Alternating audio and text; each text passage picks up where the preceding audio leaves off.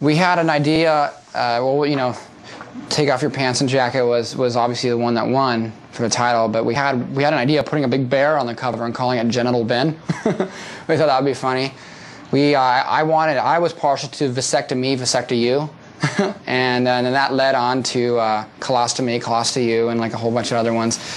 We also had the idea of Epileptic Proctologist, but I don't, you know, that was hard to say. We did the 3 extra songs, not the joke songs, the 3 extra songs for different versions of the record. We did that specifically because we said, hey, let's make 3 versions of our record because we want the kids that buy them to go home and share them with each other. We're not going to promote it. We're not going to market it. We don't want everyone going out and buying 3 versions. I mean, that'd be rad, but that's not what we want. We're not trying to rip off the kids, you know.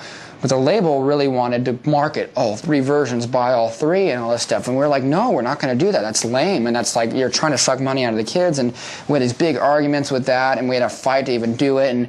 And we got our way. We said, you can't market, there's 3 versions of the record, and we want 3 versions so kids can share. We wanted something cool, and that's what punk bands do when they're smaller. NoFX did something that's very similar to that off their record called Punk and Drublic, and they had these different things on the CD version and the cassette version and the album version. It was really cool because all the fans get together, they call each other, and it creates a camaraderie amongst the fans, you know, and that's what we're into.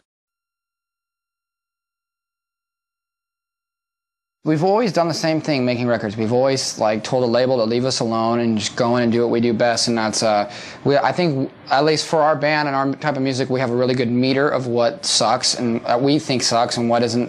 We want everything that we write to be as good as it can possibly be, and if it isn't anywhere near as good as we think it can, we just will throw the whole song away. And I think a lot of bands don't do that. A lot of bands go, I wrote a song, put it on the record, you know, and it just becomes filler, and we're not like that. So we kind of just always do the same thing. We just write the best songs we can. And if songs are just like, if we get sick of hearing them over and over in the practice studio, then we won't even put it on the record.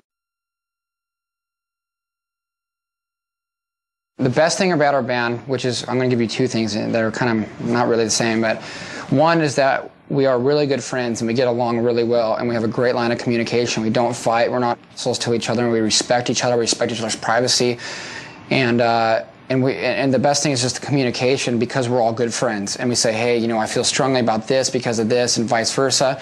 And we actually can set goals and achieve them. And a lot of bands can't do that because they're too macho, or they're each in it for themselves, and they're just not friends, you know. And they're in it for the wrong reasons.